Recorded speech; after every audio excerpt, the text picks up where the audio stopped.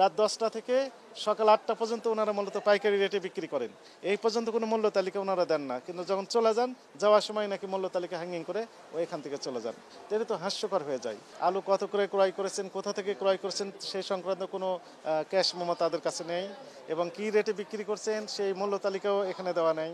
মৌখিকভাবে শুধু বলছেন যে 58 টাকা 59 টাকা করে বিক্রি করেছেন, কিন্তু পাকা ক্যাশ মেমো তারা দিচ্ছে না। তবে দু একজনকে ক্যাশ মেমো দিয়েছে, সেখানে আমরা ভেরিফাই করে দেখলাম 62 টাকা 63 টাকা করে বিক্রি করছেন। অর্থাৎ মৌখিকভাবে বলছেন 58 টাকা, কিন্তু বাস্তবে দেখলাম আরও 5 টাকা করে বেশি। আমরা নির্দেশনা দিলাম, যেহেতু আপনি বললেন 58, ঠিক আছে তাহলে 58 টাকায় লিখে দেন, 5 টাকা করে কমিয়ে দিয়েছেন।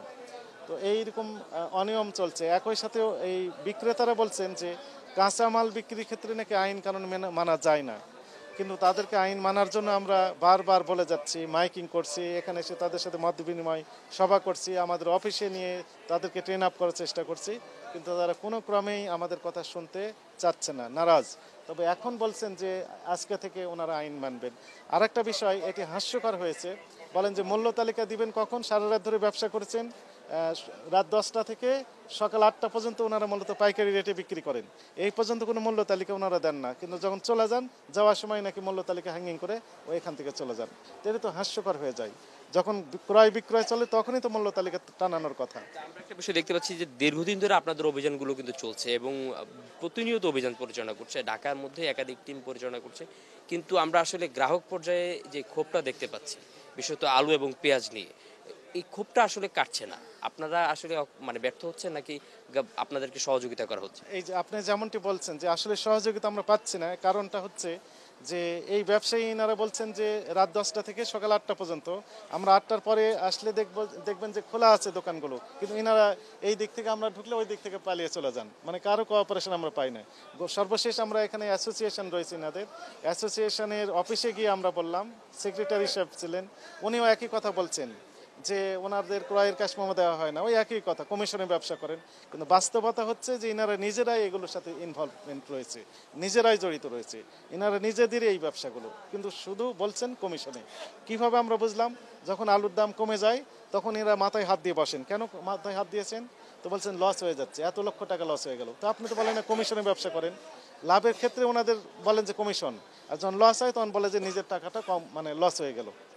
এই যে আপনি বলছেন এদিক দিয়ে আসলে ওদিক দিয়ে পালিয়ে যায়, তারপরে হচ্ছে আপনাকে বিভিন্ন সময় তোপের মুখেও পড়তে আমরা দেখেছি, ব্যবসায়ীরা সংঘবদ্ধ হয়ে আপনাদের উপর নানাভাবে কথাবার্তা বলার চেষ্টা করে। তো আপনারা তো জনগণের পক্ষ হয়ে কাজ করছেন, জনগণের অধিকার নিশ্চিতে কাজ করছেন, ভোক্তাদের অধিকার নিশ্চিতে কাজ করছেন। আমরা একটা সুস্থ বাজার ব্যবস্থাপনা আর কত বছর পর দেখব?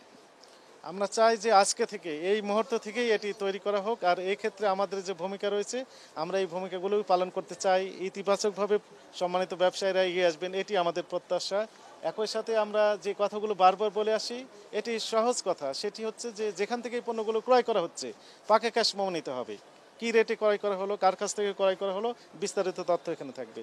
আর ইনি যখন বিক্রি করছেন তখন মূল্য তালিকা দিবেন যৌক্তিক লাভ রেখে, এবং যার কাছে বিক্রি করছেন সেই পাকা ক্যাশ মেমো তাকে প্রদান করতে হবে, যেন খুচরা বাজারে গেলে আমরা টেস্ট করতে পারি যে এখান থেকে ক্রয় করা হয়েছে, এই রেটে ক্রয় করা হয়েছে, এবং তারা আবার কী পরিমাণ লাভ করছে সেটাও আমরা একটু ভেরিফাই যেন করতে পারি।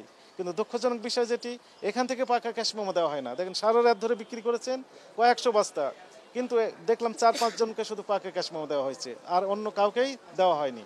এবং উনি আবার বললেন যে যেনারা খুচরা বিক্রেতা, ওনারা নাকি রেট বেশি করে লিখে নিয়ে গেছেন এই 4-5 জনের মধ্যে। তাহলে কি হলো, উনি ওখান থেকে আবার বেশি রেটে বিক্রি করার যে অসৎ প্রবণতা, সেটি উনি অ্যাপ্লাই করবেন। তো সেক্ষেত্রে কাস্টমারের কাছ থেকেই মূলত টাকাটা বেশি নেওয়া হবে, এটি দুঃখজনক বিষয়। সর্বশেষ বিষয় যে আমরা একটা বিষয় সবসময় আমরা জেনে আসছি বা আমরা এটা শুনে আসছি আপনাদের পক্ষ থেকে, যে পথে পথে চাঁদাবাজি হতো, তার কারণে দ্রব্যমূল্য বৃদ্ধি পেত। আর এখন কি এই বিষয়টা আছে কি নেই আপনার এখন তো ব্যবসায়ীরা বলছেন যে না, এখন সেই পয়সা আর দিতে হয় না।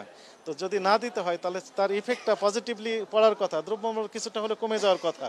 এবং এই সরকারের শুরুতেই কিছুটা কম আমরা দেখেছিলাম, কিন্তু তার পরবর্তীতে এই যে চাঁদার যে টাকাটা ওনারা নিজেরাই অতিরিক্ত লাভ করছেন, আমার কাছে এটি আমাদের কাছে মনে হচ্ছে।